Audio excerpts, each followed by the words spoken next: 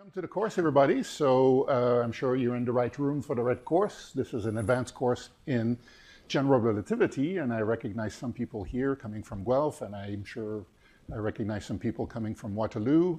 So welcome, everybody.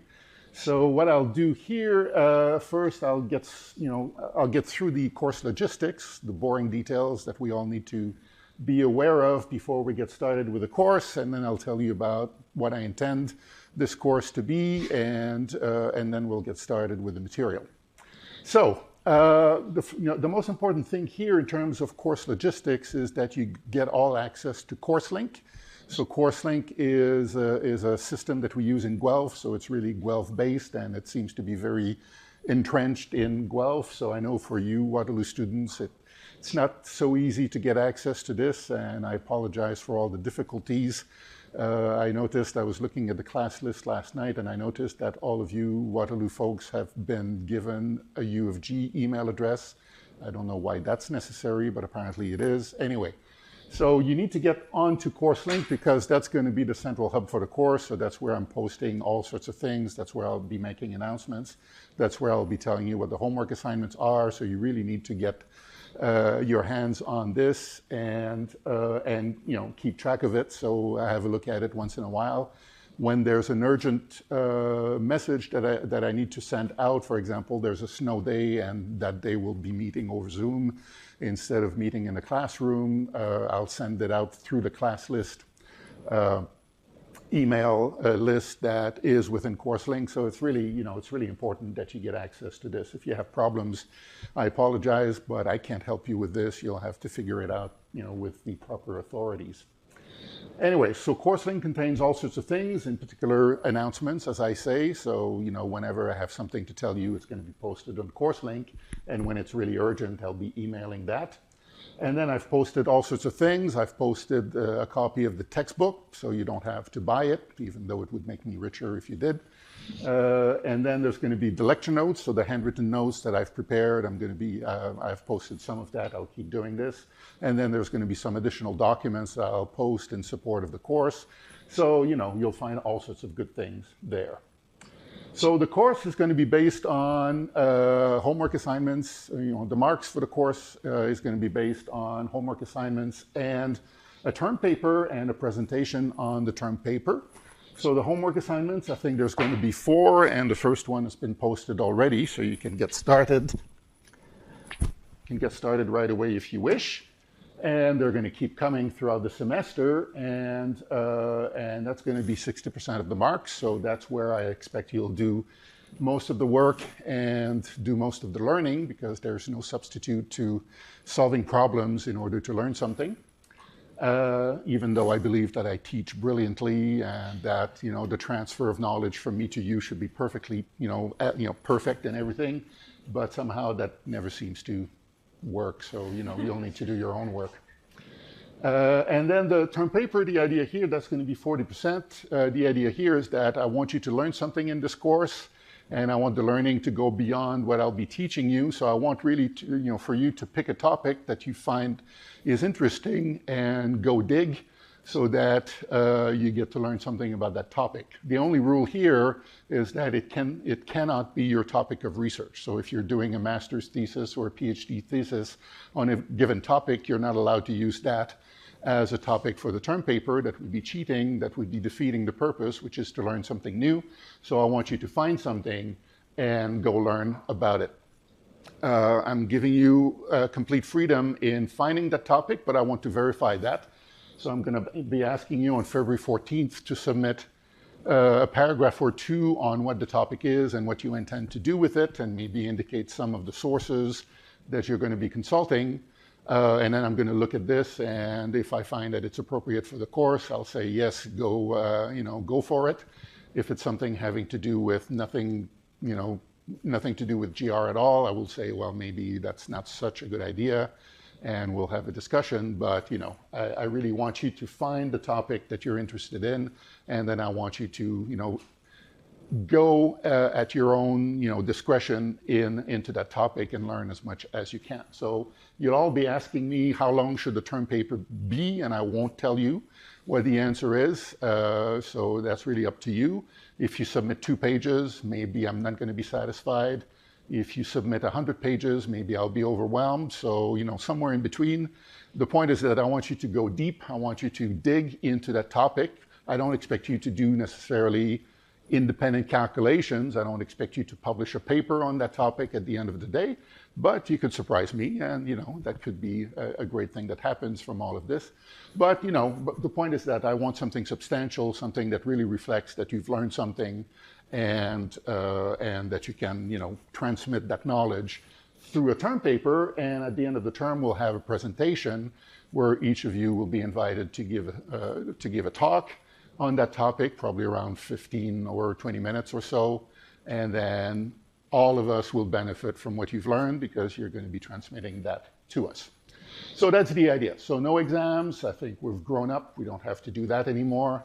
And the whole point of all this is I want you to learn. I want you to, learn with my help, and without my help, I want you to, do something that you couldn't do before in that general topic of, general relativity, but that includes, gravitational physics as a whole. And, one of your topics might be some alternative theory of gravity. Why not? So we're not restricted to pure GR, but, something having to do with gravity. So that's the idea. And I think that takes care of the logistics, and you can find more details and all the dates and everything in the course outline that I've posted on CourseLink. So that's going to be homework number 1, or number 0. Find the course outline and make sure you're aware of all the legalistic aspects having to do with the course. Any questions at this point? All good? Okay. So let me tell you a little bit about the course as a whole, my vision for the course and what I intend to do with it. And before I get going, I'll wear my white glove. So sometimes I don't tell you why I do this, but I'll tell you it's because my hand gets dry from the chalk, and then I get all those cuts, and it's very painful, and that helps. All right, so I was looking at my career last night because I wanted, so I've been giving this course for quite some time, and it turns out that the first time I gave this course was exactly 25 years ago. And I would be willing to put money on the table saying that none of you were born at that time. So that's how old the course is. And the course has not changed all that much over those 25 years because the topics that I cover in this course are not topics that reflect, what's happened in the field for the last 5 years or so. It's really, stuff that are fundamental to general relativity, things that are not changing, all that rapidly. So it's a pretty well-established course. It's a pretty well, mature course, but nevertheless, this time around, because it had been some time since I taught the course the last time, I think it's been about 10 years, I decided, well, it was time maybe to revise a few things. So that's why I posted my handwritten lecture notes on top of the textbook in CourseLink, because, I'm going to do things slightly differently from time to time. So things that I'll do in the lectures you won't find directly in the book. So it's an old course, and when I introduced the course, the vision that I had, and it's still the same vision I'm having now, is that, well, there are all sorts of things that people seem to know when they do research in general relativity or alternative theories of gravity that everybody seems to know, as I said, but you couldn't find in textbooks. I mean, all sorts of useful techniques that, I was using in my research, others were using in their research, where everybody seemed to know about these things and learned them from somewhere, but it never seemed to be stuff that would find itself in textbooks. Now the situation has changed because I did write a textbook, so now it's not so true anymore. But nevertheless, I think those are useful things that everybody should know if you're going to be working in that field, and things that I'm hoping will help you, carry out your own research. Maybe not immediately, maybe not today, but at some point, maybe you're going to need something like this to set up a calculation that you want to do. And the good thing about having taught a course for 25 years is that I've had quite a few testimonies over the years about people who said, oh yeah, to do my research, I really had to use those techniques, some of those techniques that you put in the book, and thank you, thank you, thank you. So, that's the kind of testimony that I get. I was lucky. I never got, hate mail or anything like that about the book. So, that's pretty good these days. And then, okay, so that was the idea, to teach techniques that are important and not so easily found in textbooks. But I didn't want that to be just a collection of things that you should know. I wanted to put those techniques to use. So, of course, being a big fan of black holes, I decided that the best thing to do in the course would be to collect all the techniques that, well, maybe not all, but a lot of the techniques that are required when you want to study black holes at a fairly deep level, beyond just writing the Schwarzschild solution and playing around with geodesics and things like that. So, go about discussing the laws of black hole mechanics and all of those good things. That requires a little bit of an advanced setup that I'm planning to provide here. So that's the idea. We're going to talk about all sorts of little things, and in the end, I'm going to put all of those things together in a study of black holes. And that's not to say that all of those little things that I'll be introducing are devoid of their own interest, and we'll consider examples and applications as they come. But the vision is really to gather a lot of tools so that at the end, toward the end of the course, we can do black holes at a very deep level. So that's the idea. Let's see, what did there's something I wanted to say at this point that I'm forgetting. Sorry, bear with me for just a minute. Yeah. Anyway, so I won't give you a listing of of topics or anything like that. I think we'll get into that as we get into it, and you can get that from the course outline. Anyway, so basically we'll get started from from pretty much the beginning, and then build it up from there. And that brings me to what I mean by beginning. So this is an advanced course, so I'm going to make assumptions about what I think you should know by now, and it's not a matter of judgment. It's just that in order to teach, I have to assume what you know and then go beyond that.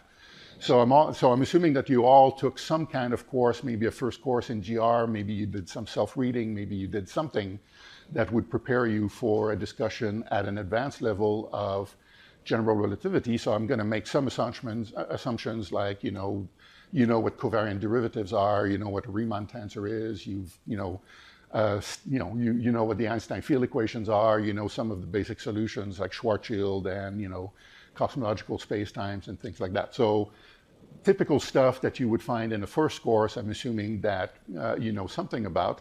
Although I will get started from almost the beginning, but mostly at a pretty high level, so that if this was your first course, I mean, maybe that would be a bit of a difficult thing to manage. But anyway, you'll see how you go, right? I mean, so depending on your knowledge, and if there are things that don't seem to make any sense or things that seem to be too far away for you to remember, then I think it's going to be on you to make sure that all the basic stuff are under your control, and then we'll go from here.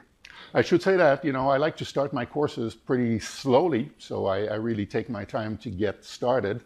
So if you feel alarmed that things are not going very fast, just bear with me for a few lectures, and then I think you'll see the you'll see the rate increasing as we keep going. If you think I'm going hopelessly fast in the first lecture, well, that might be that maybe your background is not really what it should be for this course, and then you'll have some thinking to do. But anyway, I think we'll be fine, and I think I think we can see how it goes, and then make adjustments along the way if we have to. So in terms of the lectures, I'm really grateful when one of you asks a question, because I think it's a lot more interesting for everybody when there's some interruptions in my monologue. I don't mind keeping talking, but I do find myself boring. So, it's a lot more interesting when you step in and ask something, either for clarification or make a comment or anything like this. And I think there's a usual fear that goes with it. Am I going to look foolish if I ask a stupid question? Yeah, the answer is yes, but who cares? So the point is that if a question occurs to you, chances are it occurred to somebody else, and maybe you'll be the brave one who actually asks the questions as opposed to let it linger and something that should have been stated for better clarity and for better understanding of the materials. So the idea is that, well, you are supposed to be in charge of your education, and that means that in the course of a lecture like this, well, you have to make sure that if something is not clear to you, you do something about it. And that could mean asking a question during class, or it could mean asking a question after class. But bottom line is that you have to be engaged in your own education, and that means manifesting yourself when the time comes. Okay, so that's the idea for the course. We're going to learn all sorts of little things, and then we'll apply them to black holes when the time comes. And I'm going to start with a few fundamental things. So the first chapter of the book is called Fundamentals, and it's a bit of a review of all the things that, many of the things that you have learned in the first course. So I want to go over that a little bit. It's not going to be extremely systematic because I expect you know a lot of this stuff, but I want to make some points that I consider to be, pretty important, and maybe cover some things that you haven't, covered previously. So one example of this is in a few minutes I'll start talking about Lie derivatives, something that you may have learned already, something that you may not have learned already, but it's a very important thing that we need to have at our disposal in this course. So I'll take the time to introduce this in a way, by the way, that's much better. That's what in the textbook. So when I wrote that section in the textbook, when I first wrote it, I did something, and in the course of time, I decided that I didn't like that approach very much, and I came up with a much better way of introducing something so important as the Lie derivative, and we're going to go through that in the lecture today. Okay, so let's go ahead.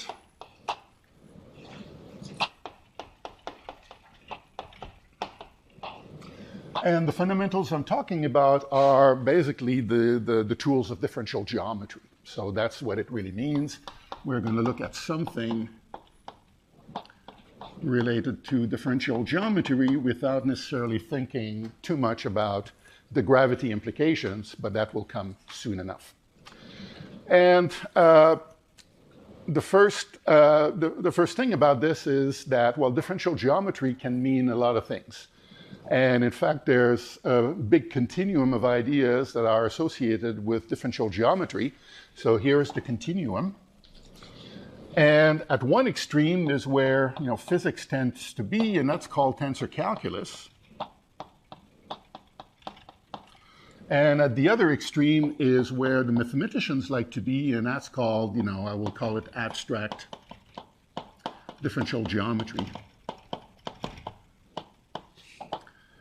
And someone who lives here would have no clue about what's going on there.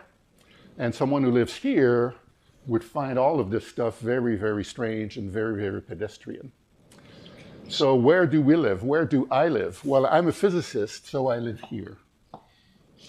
I think I'm a little bit more sophisticated than the old, the old description of tensor calculus, where basically vectors were defined as how they transform or decode transformations. That's really ugly, and it's something that, well, is necessary at some point to know something about, but it's really ugly and very pedestrian and really defeating the point of view of introducing geometry into physics. But when I go too deep into the other direction, I find myself, and I'm talking about my own limitation here, having great difficulty absorbing all the abstraction that goes on when we go into the deep mathematical world of differential geometry. So I get lost very quickly. And then even if I make an effort someday to try to learn something about, for example, diffeomorphisms, things that are really fundamental in that part of the world, I find that, well, after a couple of weeks, I completely forgot about all this, and and then I have to start all over again. So I'm talking about my own limitation here. I'm talking about the fact that I'm a physicist, and as a physicist, I like to do things a little bit more, in a way that's a bit more sophisticated than the old tensor calculus ways. But still, I still like to introduce coordinates. So one thing about this continuum is that as you go along the line here, we're going from a situation where the coordinates, are everywhere in the tensor calculus approach. Vectors are things that are defined according to how they transform under a coordinate transformation. So coordinates are everywhere. And in this part of the world, well, coordinates are nowhere to be found. And in fact, in this part of the world, coordinates have a bad reputation. You're supposed to do all of your work at the conceptual level, the rarefied world of mathematics where everything is nice and precise and rigorous and completely abstract without coordinates. Well, as a physicist, I reject that because at some point I want to calculate something that may give me a prediction about black holes, so how they behave if you throw matter at them or something like that. And every time I want to calculate something and get a concrete result, well, the first thing I have to do typically is to introduce a coordinate system. I wouldn't know how to do my work in physics without coordinates. So that's why I'm sort of happier in this part of the world where coordinates are still considered to be legitimate. And I'm finding myself, having difficulty going into the completely abstract, way of doing things that mathematicians like, because, I have a hard time starting here and figuring out how I'm supposed to introduce coordinates to do my work. So that's the idea. So, the kind of presentations I'll give you here, I think is still deeply geometrical. So I'm not going to define vectors as how they transform or the coordinate transformations. That's really, too much of an extreme for me, but still, we'll be using coordinates. We won't be shy about this, and I'll never apologize for introducing coordinates that help me do a calculation. So for me, that's the bottom line. If coordinates are useful, use them, and don't be shy about that. Don't be embarrassed to use coordinates. They're here to help, and why not get that help?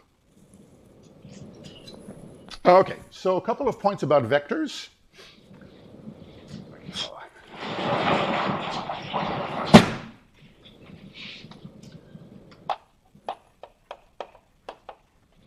So here, typically, the setting here is that we're going to be talking about four-dimensional space-time with a metric and all of those things.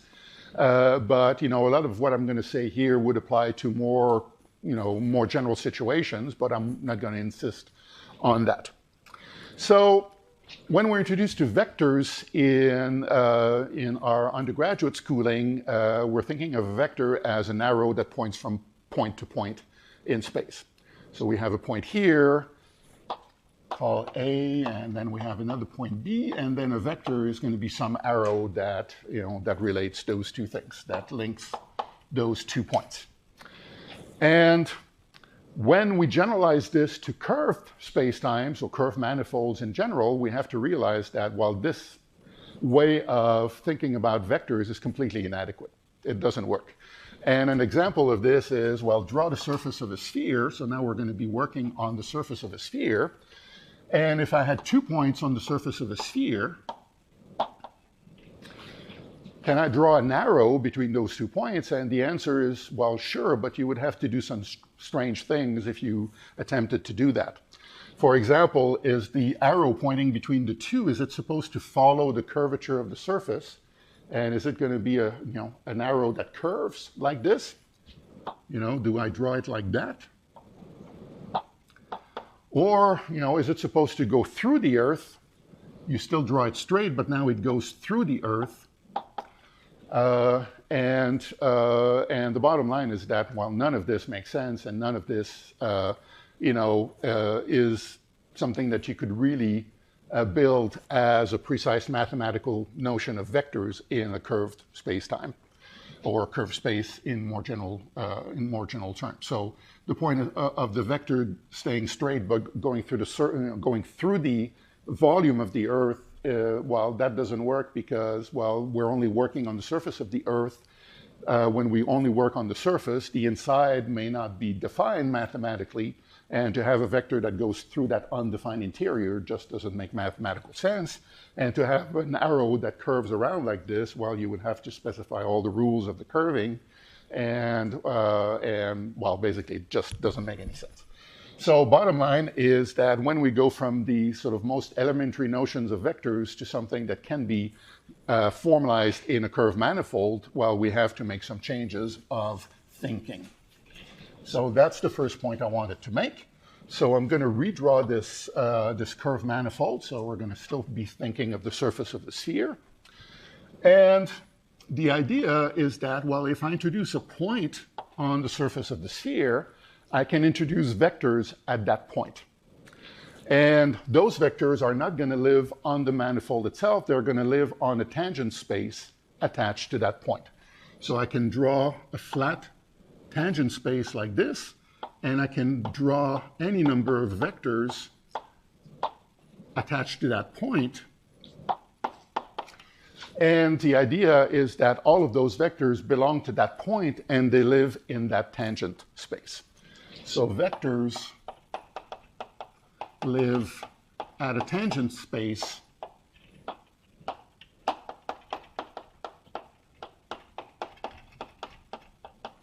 that's attached to any given point. And if I draw a second point, B, I can introduce another tangent space at that point, and I can define vectors at that point. And those will live in a very different tangent space, and those tangent spaces will form distinct vector spaces. So vectors at different points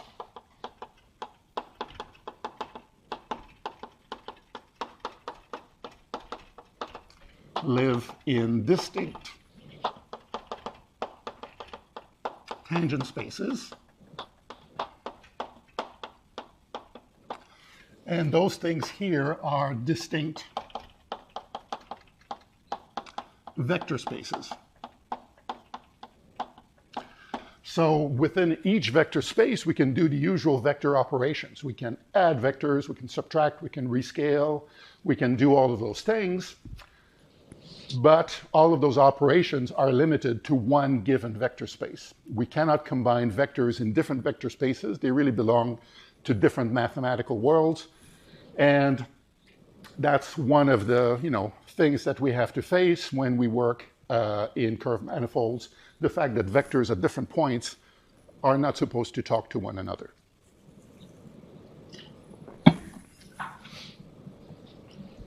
All right, so that's a first observation that I think is important, and something that we're going to come back to in just a few minutes. The other thing that's important in differential geometry is the fact that we can always associate, so when we're dealing with a vector field, so that I'm talking about a vector that's defined at each point on the manifold, or at least in some region of the manifold. So when we have a vector defined at different points, we still are talking about different points being associated to different vector fields, but we have a vector assignment for each of those points. So if we're dealing with a vector field, we can always put them in a one-to-one correspondence between their, the integral curves of that vector field. And I'll just tell you what that is in just a moment. So suppose that, I'm not going to insist on the curved nature of the manifold here, but suppose that I have a manifold and I have an assignment for a vector at each point. So that's what we mean by a vector field. So I have one point over here, and the vector v is defined at that point. I have another point here, and the vector is defined at that point, and then maybe I have another one over here, and the vector is defined at that point. And the idea is that we're supposed to have, a vector defined at each point, and that's our vector field. Once we have that, we also have, almost automatically, a network of curves at each point in the manifold to which the vector is tangent. So at that point here, I can draw a curve, and that's going to be called an integral curve. And the property of that curve is that at each point on that curve, we have the vector field v being tangent to that curve. And those are called integral curves. So the integral curves are curves to which v is tangent. And the way to establish the correspondence is just to say that, well, if you start with, well, before I say that, I should say that the curves are going to be described in terms of equations on that manifold. And here is where I introduce coordinates. And I will say that, well, the integral curves are going to be defined as parameterized curves on that manifold. And that means that all of the coordinates are going to be assigned to be a function of some parameter lambda. So, you know, each point on the curve here will correspond to one value for the lambda parameter, and lambda will keep running on the curve, and we're defining the curve as a parameterized curve. So those integral curves are going to be described mathematically like this, like any parameterized curve in any kind of mathematical setting. And the correspondence between the two is simply to say that, well, if we start with the vector field, then we're going to find those functions by making sure that the derivative of the functions with respect to lambda gives us the vector field. So that's the statement that if I differentiate the curve, I get the tangent vector, and the tangent vector to the curve is going to be coincident with the vector field that we started with. So the idea here is that, you know, in one reading of this, we start with the vector field as being predefined, and then we're going to solve this system of differential equations to find the curves. So that's what you would do, for example, if you were given an electric field and you wanted to get the field lines, you know, you would make this equal to the electric field, and the field lines would be solutions to that equation. This is a first order, it's a system of first order differential equations. The solution will be unique once you provide initial conditions, and the initial conditions will be, well, you know, the value of the coordinates at lambda equal to 0 is going to be provided. So, you know, so the point is that the system of differential equations will come with some very specific, will come with some boundary conditions, and the boundary conditions will tell you that, well, if you integrate this with this boundary conditions, you're basically working at that point, and you're integrating away from that point, either in the positive or negative lambda direction, and you're generating the whole curve from the starting value that's given at that point over here. And then as you keep altering this, considering different boundary conditions, then you're moving from this point to that point to this point, and then you can generate the whole, you know, sequence of curves this way. And the idea is that if you're dealing with a vector field that's, you know, nice and regular and smooth and everything, and is not multi-valued anywhere or anything like that, then you will get a nice network of curves that are guaranteed to just coexist peacefully without intersecting or anything like that. Because if you generated, you know, integral curves that intersect, that would mean that the tangent vector at that point could either be that one or this one, and that would mean that the vector field is multi-valued at that point. That would correspond to a singular vector field, and here I'm excluding that from our considerations. All right, so the point here is that if we start with a vector field, then we have a vector at every point. Through every point, we can draw a curve to which the vector is tangent, and the whole network of those curves are called the integral curves, and mathematically we just get them by solving a system of first order differential equations with initial conditions corresponding to each choice of point we can make. And once we've selected the point, we get the whole curve through that point, and that gives us the integral curves from the vector field. So that's the correspondence where we start with the vector field and get the whole system of integral curves. What we could do instead is to start with the curves. We might start with a set of curves defined for us, and then that would mean that those functions are predetermined, and then all we would have to do to get the vector field is to take that derivative. So we can either go that way or this way, and therefore we have a correspondence going both ways And that's what I meant by a one-to-one correspondence between a vector field and a set of integral curves. So I'm going to be using those integral curve ideas quite a bit in the next little while, so that's an important idea, so that's why I took the time to flesh it out a little bit. And it turns out that, while in abstract differential geometry, that correspondence between vectors and integral curves turns out to be, very fundamental. So that's the kind of thing that is used to even define what vector fields are. They're defined to be tangent to curves. And even for vectors that have nothing to do with being tangent to any curve, it's always good to think or, to keep in mind that we can always go back and forth between any vector field and the integral curves. And an example of this is the electric field. So, the electric field lines are something that we do as physicists to help visualize things, but we can always go back and forth between the electric field itself, which is the fundamental thing, and the field lines that we can represent it with, and vice versa. So that's the idea. So whenever we're presented with a vector field, we can always think of it as being in a one-to-one correspondence with a set of integral curves. And that turns out to be useful to think along those lines sometimes, and we'll have some examples of this in the near future. All right, any questions about this so far? All good? Okay. So that's the point that I wanted to make about vectors, and then I'll start introducing other things and build up the whole zoology of tensors.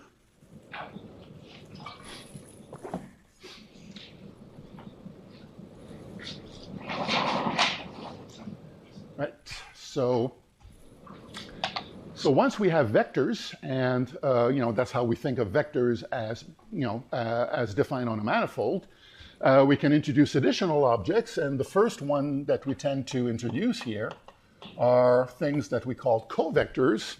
Sometimes we call them covectors, sometimes we call them dual vectors, sometimes we call them one forms. It's all the same idea. And these things are defined to be linear functions of vectors into scalars. So it's an operation that we introduce that will give us from a set of vectors a set of scalars. And the way to describe this is simply to say that where we're talking about a collection of objects, I'll call them omega alpha with the index down, and then we'll think of them as acting on vectors in a linear fashion like this. So we basically multiply the covector with the vector, and the result is going to be some scalar. So of course I'm using the summation convention here. So what we're given here is a set of components together with the set of components of the vector, and we're acting on the vector with the covector to get a scalar, and that's the typical operation of contracting the index. But conceptually, it's an important aspect that we're introducing objects that a priori have nothing to do with vectors. They're their own thing. Like vectors, they're defined also at each point in the space-time. Like vectors, they form a vector space. So the set of objects at any given point forms its own vector space that's distinct from the original vector space at that point. So we introduce the vector spaces relating to vectors here and here. Those are distinct. But what I'm doing here is that at each point here, A or B, I'm introducing on top of that a distinct vector space that's going to be now the space of the covectors. So it's called the dual vector space or the covector space, whatever you want to call it. The point is that we're introducing objects that form their own vector space, but we're introducing an operation between this vector space and that vector space, and it's that linear contraction of one with the other to form a scalar. So conceptually, that's how we introduce these things. In GR, we tend to lose track of what is a vector, what is a covector, because we have the metric that allows us to convert all of these things into each other.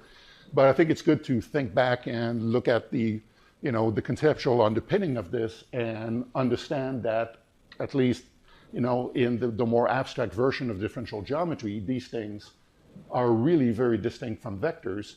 And the way to define them is through that operation that we're introducing here. So an example of this would be the gradient of a function that is a covector, and I think you've seen about that. You've seen this before. So that's that's the next step. And once we have the covector, we can introduce tensors, and those are going to be multilinear functions.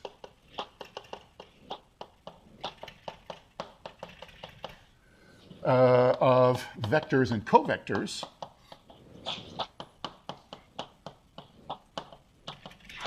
Into scalars. And the idea here is that, well, we might have a tensor that we represent, maybe with two indices, maybe one up, maybe one down. And the idea is that, well, again, this is something that is defined as its own, well, in this case, it's a tensor product of tensor spaces. Anyway, let's not belabor all of those, abstract things. But the idea is that what we would do here is to kill those indices by contracting with a covector to kill the alpha index. We would contract it with a vector to kill the beta index. And this operation will give us a scalar. So it's a multilinear function on vectors and covectors, because when we have a vector like this, when we have a tensor like this, it's acting linearly. We multiply either with a covector or with a vector, or both in this case, to get a scalar. So that's how tensors get introduced in sort of a more abstract version of differential geometry that goes beyond tensor calculus, and all the transformation rules that you would normally see in presentations of tensor calculus become understood in this context when you define tensors in this way. So in order for this to be a scalar and this transforms in a specific way, this would have to transform also in a very specific way. So you can derive all of those transformation properties from this more sort of proper view of what a covector is and what a tensor is, based on those ideas here, where you have a genuine scalar on the right-hand side and genuine covectors and vectors on the left-hand side. So that's how you can build up this whole business. Okay, so that's the idea of a tensor, and then this sort of thing can be generalized to tensors of arbitrary number of indices.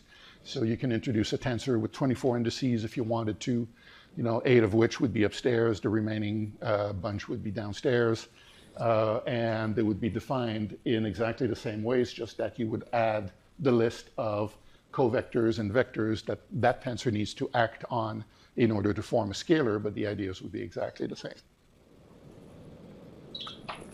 Okay, now in GR and in metric theories of gravity, of course, there's one particular tensor that we happen to consider to be pretty important, and that's the metric tensor.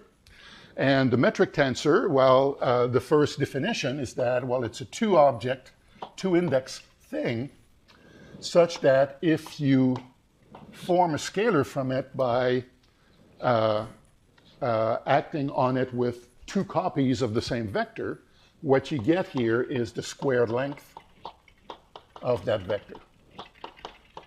So it's an object that we can use to define a length of a vector. So, unless you have a metric, we don't have that way of defining the length of that vector, but the metric is precisely what gives us that notion of length, length of a vector. And it's a scalar quantity, and we got that by taking a tensor and acting on it in a bilinear fashion on two copies of the same vector. If we were acting on different vectors, we would define what's called the scalar product between the two vectors. So the point is that to turn any vector into a scalar measure of any kind, we need a two-index tensor, and that's what the metric does. A strange thing about working in GR is that we work in space-time, and the squared length can either be negative or positive or even zero. And that's something that can create a little bit of a pain sometimes, and something that we have to keep track of very carefully, depending on which situation we're talking about. So once we have the metric, we also have the inverse of the metric. So that's something I presume you know. So we can define an inverse. And the idea is that, well, the standard notation for this is this. And the idea is that if we write down the metric as a matrix, that would be the inverse to that matrix. So it's literally the inverse matrix to that matrix. And the definition of the inverse is that, well, if you take the inverse matrix, multiply it by the original matrix, then you end up with the identity matrix. And the component, description of this is this. And what we can do is to use the inverse metric to define a length for a covector. So originally the covector didn't have any notion of length associated with it, but now the metric, or more precisely the inverse metric, gives us a notion of squared length for that.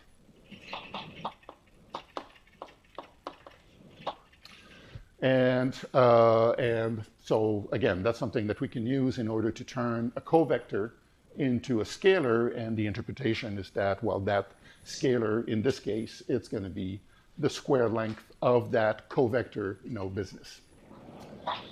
And what we do then is, of course, use the metric and the inverse to convert vectors into covectors. And after a while, we start losing sight of the distinction between those two things. We start losing sight of the fact that they live in different vector spaces, and all of the things that mathematicians would take very seriously, we tend to sort of let escape from our attention as physicists. But that's fine. We do have the metric, so we might as well use it, even if it means that our thinking can get a little bit fuzzy because of losing sight of all those important ideas. So I can turn a vector into a covector by acting with a metric. So I started out with a vector, I'm acting on it with a metric, and because if I were to act on this with a second vector, I would get a scalar. That means that this thing here would be acting on that vector to get a scalar, so that means that it's a proper covector. So we've used the metric to convert a vector into a covector. We can think like this in a very precise way, but the nice thing about the index notation is that it pretty much takes care of itself. So, you only sum over repeated indices if they occur, one down, one up. And then you look at the placement of the remaining index and it occurs down. So it must define an object with an index down. So it must be a covector. So after a while, you get so used to this that you don't think about it. But, sometimes it's good to step back and make sure that we understand all the conceptual underpinnings of all of this, especially when you start talking about with mathematicians, and they get very unhappy with you when you talk about the vector gradient. They say, no, that's not a thing, and then then you can understand what they mean if you think about these things a little bit more deeply. So we can do this, and we can also turn a covector into a vector by using the inverse metric. And that's the same story. So by doing this operation over here, it's not just that we've raised the index, but we've also turned something which is properly a covector into something which is properly a vector. So the reason why we can go so freely back and forth between vectors and covectors in GR is because we have that metric, and the metric allows us to get away with a lot of things without even thinking about it, as I said. But it's important to understand that, the metric is very special, and you could do differential geometry on manifolds without a metric. You can do a lot of things where those connections would not be there, and it's good to be aware of this. And at some point, you will be talking to people who are doing that kind of thing. So, for the interest of communication, it's good to have this level of awareness. Okay, things good so far? Yep. What's the geometric interpretation of the one form of the covector? So for vectors, we have arrows, right? Right. What's for the covectors? Yeah. So That's an interesting question. So I learned a lot of this stuff by reading MTW, so the big book on gravity. And what they propose as a geometric interpretation is, okay, you have vectors drawn as arrows, and what you're going to do is to draw covectors as a whole bunch of parallel planes. At least that would be what you would do in flat space-time. So that would be the vector in geometrical terms, that would be the covector in geometrical terms, and the operation of turning those two things into a scalar would be counting the bungs of bells that occurs when the vector pierces through that stack of surfaces. Well, the bungs of bells didn't appeal to a lot of people. And that kind of, that kind of representation is really, really, it's not really appealing. I mean, it sort of works, but it's not terribly appealing. And I don't think anybody's really, going forward with this. I mean, they've tried that for one forms, and then for two forms, they tried to have something that looks like a honeycomb of stacked surfaces, and, it just didn't catch on. It's not helpful anyway, right? It's not terribly helpful. So I think at some point it's good to, mental pictures are good, physical pictures are good, but sometimes they stop helping. The returns get diminished. And I think it's good to think of this on a more abstract level and deal with this. But, it really depends on your personality and how you like to think about things. So that's an option that you would have if you wanted it. So, yeah, thanks for the question. Sorry, can you elaborate on the bungs of bells? Oh, yeah, so the idea is that, okay, so we're given a vector, and then we're given a one form, and then the operation of doing this operation over here on top there, the contraction of one with the other, so they're thinking of this as the arrow going through the stack of surfaces, and every time it meets one, there's a bell that goes off. And if by going through you've generated five occurrences of the bell, then your scalar product is going to be 5. That sort of thing. So it really measures the degree by which you can pierce those stack of surfaces by that vector. How can the covector be represented by stack of surfaces? No, the vector is the arrow. The covector is that stack of surfaces. Right, but how can the covector be represented by stack of surfaces? I can't answer that. You just do it. Right. So different covectors will correspond to different stacks of different thickness, different orientation, and all of that would give you basically a way of making sort of visual sense of this operation. But, I'm not going to blame you if you're not terribly satisfied with this, because I don't think anybody was really. I mean, that's something that they tried in that book, and I don't think it really caught on. And there was something a little bit childish about this whole attempt. So it didn't survive really. But you can still find it in the book. What if it's 5.5? Yeah. So yeah. So maybe there was another surface here, and then there's a little bit of a leftover. So it's supposed to be a whole continuum, right? So yeah. So let's not delve into this. Let's not dwell on that, because it's a little bit silly. Although it's good to ask about ways to visualize things, but sometimes it can be pushed a little far, and then you can agree that, well, it was a good attempt, but it didn't really help me visualize anything. So let's just abandon this whole idea. All right. Other questions before we move on? Okay, good. So please keep this coming. I really enjoy these kinds of discussions. Okay, so those are the basic objects of differential geometry. And the next step is going to be to try to think about what we might do to define a derivative of a vector field. And here we're really in trouble, so I'll introduce the section first. because, the idea of taking a derivative is really to take a difference between two things at different points and measuring the difference in the derivative.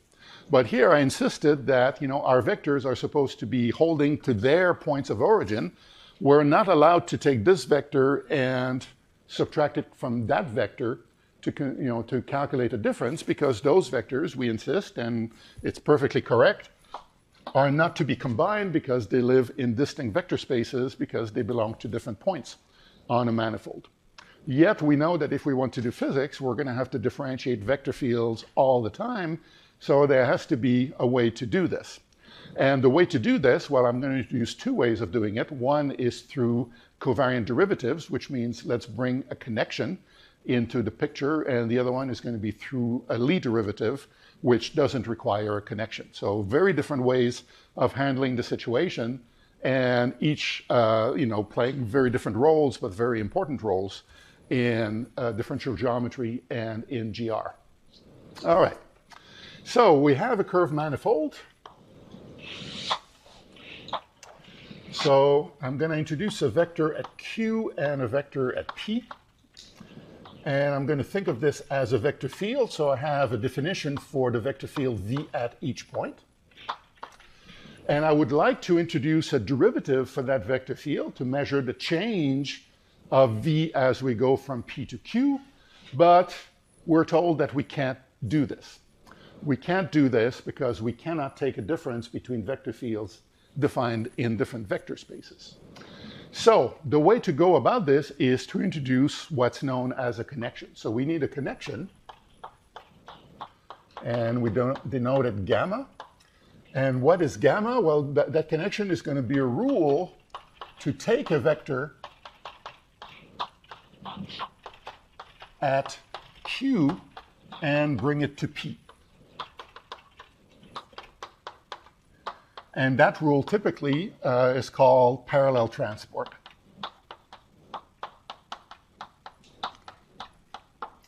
And it tends to be called that regardless of whether that rule has anything to do with taking a vector very carefully and making sure that as we take it from this point to that point, we keep its direction fixed. So that's what we would normally understand by parallel transport. When translated into more abstract terms in differential geometry, that rule of parallel transport may not have any association with that intuitive picture, but nevertheless, it's a rule, and it could be an arbitrary rule to say, when we're given a vector at Q, we can take that connection and bring that vector at P. So the idea is that we have a rule that takes this vector at P and will give us a new vector, it takes the vector at Q, and it will give us a new vector at P that we're going to call the transported vector. And it's going to be transported according to that rule gamma. So all of this is very abstract, but what it really means in practice is that we're going to have an operation that allows us to define a derivative of a vector. But the price to pay, or the way to make this happen, is to introduce a new structure in space-time that a priori, in abstract differential geometry, doesn't have anything to do with the metric. It's a new thing. It's a new quantity. It's a new object that we introduce on a manifold that allows us to do that. So it's a new structure. And fundamentally, it's thought to be it is completely independent from the metric, although soon enough we're going to make it very directly related to the metric, and then we're going to call that connection the Christoffel symbols, and we're going to do our covariant derivatives in the usual way. But I just wanted to insist on the fact that in more abstract terms, a connection is just a rule to take a vector at a point, bring it to another point. And once we have that, well, we can define the derivative of the vector to be the difference between the transported vector and the original vector at P, because now we're combining vectors that belong to the same vector space. So the derivative is basically going to be the difference between the original vector at P and the transported vector at P, and that's going to be a perfectly fine, perfectly allowed operation because we're taking a difference between two vectors that belong to the same vector space.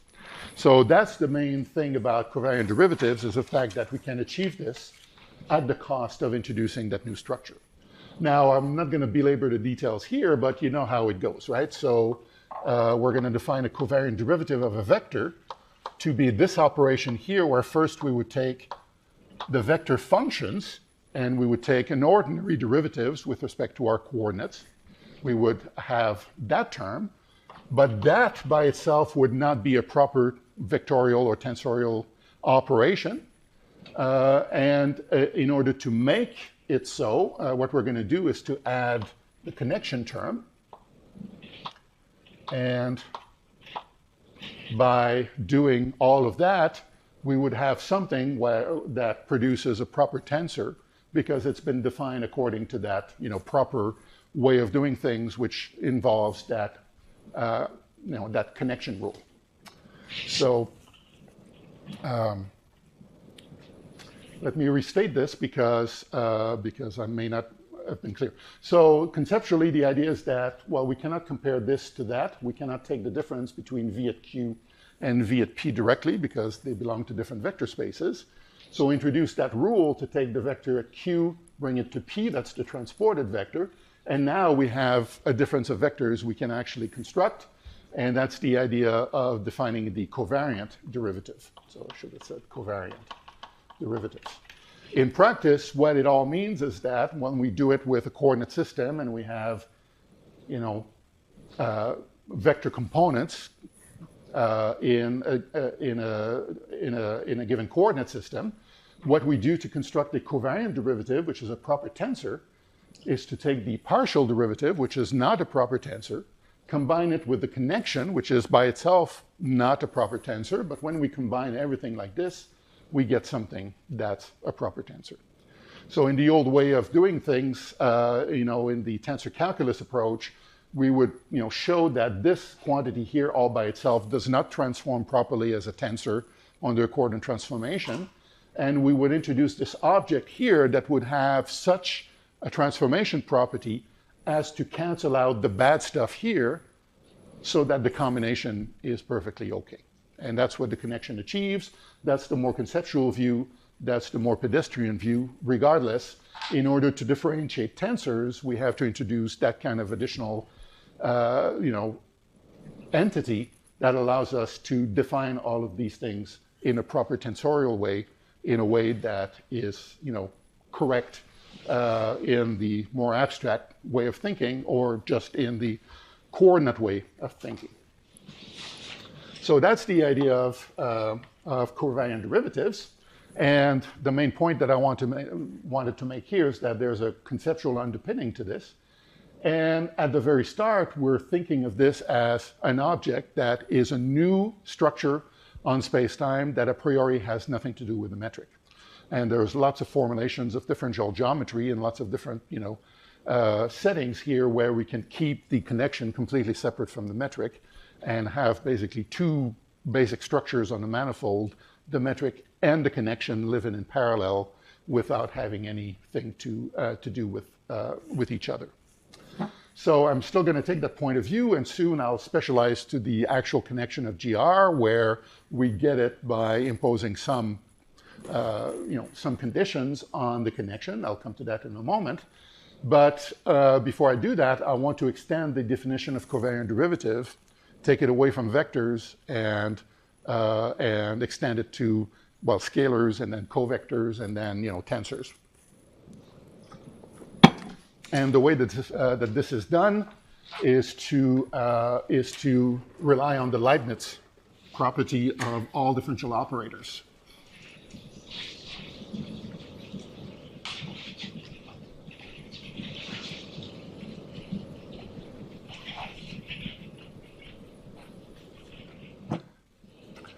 So we want to extend to other tensors.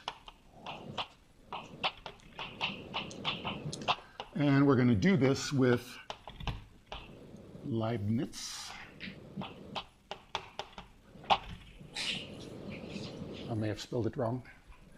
And the idea is this. So first of all, what we're going to do is to say that the covariant derivative acting on a scalar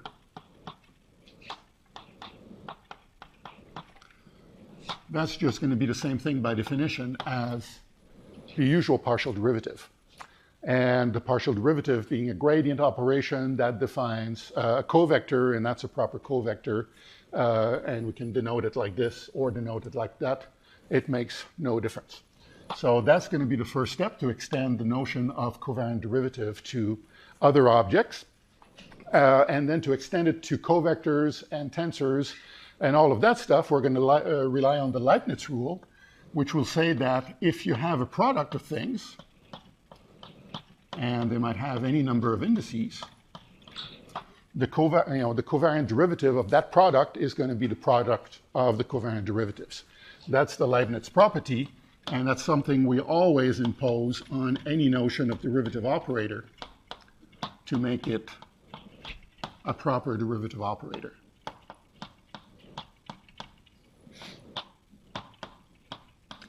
And with that, we can systematically extend the covariant derivative to any object that we wish. So I'll just do an example here. If we want to extend it to a covector, well, I need to do two things. So first, I will say that, so if I have a scalar that I get by combining a covector and an arbitrary vector v, so my vector v here is going to be a completely arbitrary thing. If I have this product over here, which is a scalar, and I act on it with a covariant derivative, then that's going to be the same thing as the partial derivative of that scalar. So I can write that down.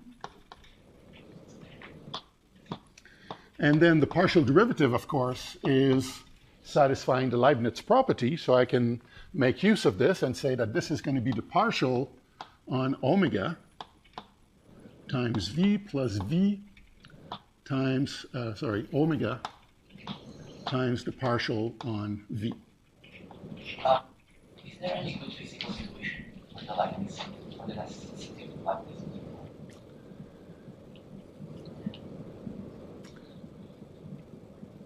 I don't know whether that's, I don't think I can give you one. Anyone has any ideas about how to provide the Leibniz rule with some physical intuition? Yeah, good question, but no good answer. Sorry. Right. Okay, so that's the first step, and the second step is to use the Leibniz rule on the product itself, and say that while this product, this covariant derivative here can be re-expressed as the covariant derivative of the covector plus the covariant derivative of the vector. And then those two lines are equal to one another, so I can just make them equal. And what I'm going to do is to isolate this over here. I'm going to put that on the left-hand side. Sorry, that's the wrong index. So as a result of this, combining those two lines, I have that this stuff over here that I'm going to put to the left. Well, that's going to be equal to minus this. So let me. So I'm putting all of this to the other side. So that's going to be equal to minus that over here. And this I will make explicit in terms of the connection and the partial derivative.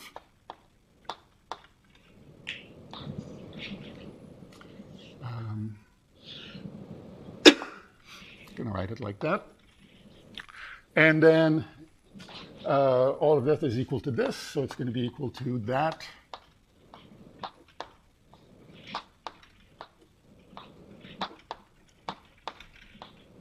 Over here. So that's good. So let's see. So we have some cancellation.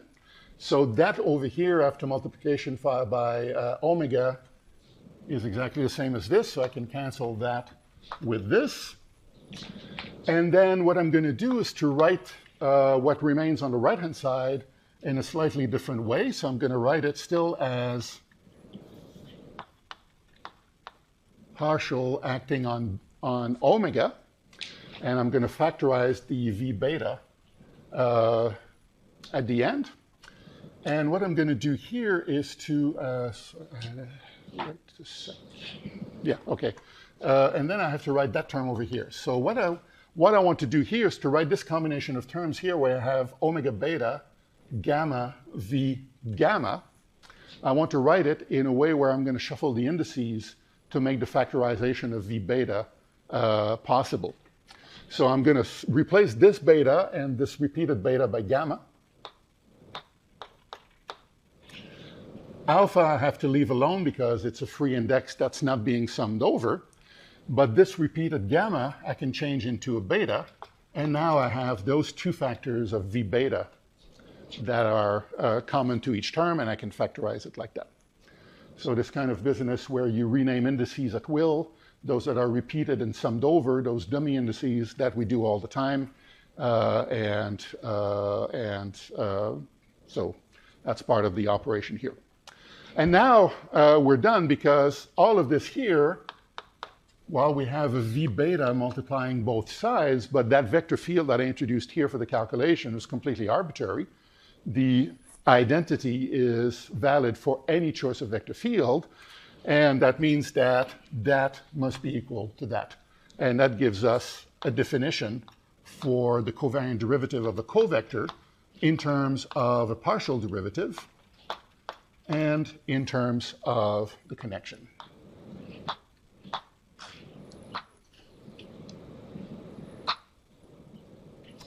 So what we've done here is to basically start with a definition that applies only to vectors. Then we extended it to scalars in a sort of trivial way. And then we used the Leibniz property to extend the definition to a covector. And then we could just keep going like this and extend it to a 2-index tensor, 3-index tensor. We can just keep going like this. And that would give us all the standard rules of how to calculate covariant derivatives of various things. So I don't think anything here will appear to be surprising. But again, I wanted to outline the conceptual underpinnings of all of this and deal with the situation, as I said, where we can think of the connection as being its own thing, its own structure in space-time, completely independent of the metric. We can define covariant derivatives independently of a metric because the connection doesn't have to relate to a metric. Very good examples of this occur in field theory when you define a connection based on a group structure associated with a collection of fields, as in Yang-Mills theory.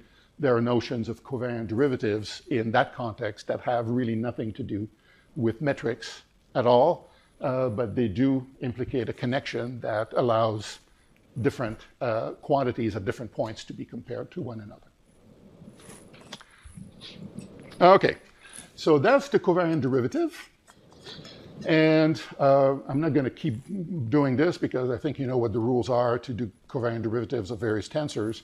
And once you know how to do it for vectors and covectors, well then, every time you have a collection of indices, it's basically adding a whole bunch of connection terms for each free index that the tensor possesses, and then you do, it becomes a pretty straightforward thing to do. But, that's where all of those rules come from. And the key ingredient here was the Leibniz property. So derivative operators in physics or in mathematics are always defined with that in mind, that they have to satisfy the Leibniz property. That's a pretty universal thing. Yep? Yeah, this Leibniz is just, we know that the normal derivative satisfies Leibniz property. Right. Limits of the f of the x minus f of x. So we want this, so that's the requirement. Right. In principle, maybe do graded Leibniz, right? Sorry? Could have maybe made graded Leibniz rule, right? Like introduce a plus or minus there. So that would be. Oh, you think we could introduce a minus sign here? No, yeah. No? We would have graded. Like I remember, like for Grassmann numbers, you would have graded something there, for example. Okay. No? Okay. Yeah, maybe. I'm not familiar with that, but yeah. So maybe it's possible to generalize the notion of differential operators. So you would have a generalized version, or slightly something different from Leibniz. But I think in general in physics, we tend to stick with Leibniz, and we only call it a differential operator if it satisfies that property. Okay, so we're basically coming to the end of the lecture, but I'll just say that, well, in GR, we actually make a connection between the metric and the connection by imposing two properties.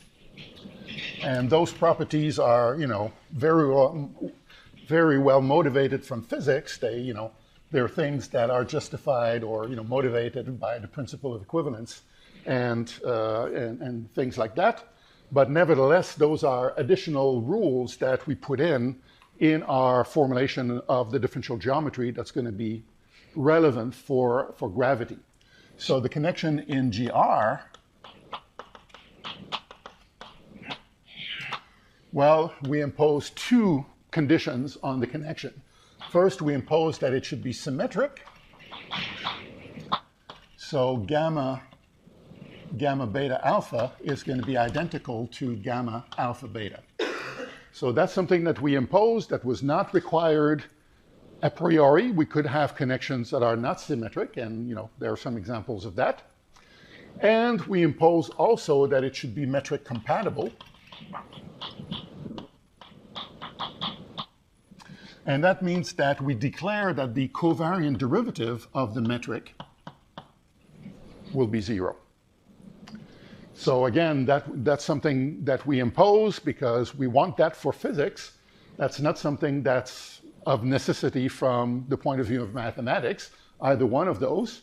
And sure enough, people have formulated differential geometries where none of those conditions are satisfied. And some people have ported that to physics by using those generalized constructions to construct alternative theories of gravity. So for example, you have theories of gravity where the connection is not symmetric, and the antisymmetric part of the connection is called the torsion, and that gives you a torsion theory of gravity, and that's been popular in some corners. And you can also introduce a connection that's not metric compatible. You would introduce a non-zero right-hand side to replace that, and that would be an additional field in space-time for which you can make up field equations, and that would give you another avenue to develop an alternative theory of gravity, and that's been popular in some corners. But here we're going to stick with theories of gravity, GR in particular, but a whole bunch of theories of gravity where all of those things are actually satisfied. And if you work this out, then that gives you an explicit formula for the connection in this case. So when we combine those two equations, we get that the connection can be expressed explicitly in terms of the metric and its derivative, and we get the usual Christoffel symbols.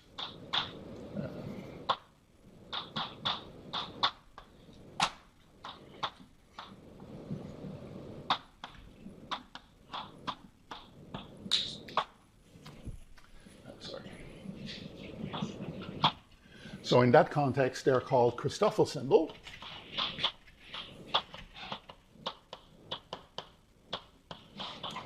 And those are the ones that we play with all the time in GR. And that's a specific choice of connection that is relevant for us in this part of physics. But again, the main point is that, well, this is something that we choose from the mathematics. The mathematics allow for a lot more generality. We impose those additional conditions so that we get that. And then basically we get a very intimate connection between the metric and the connection. They're no longer independent. They're very much connected.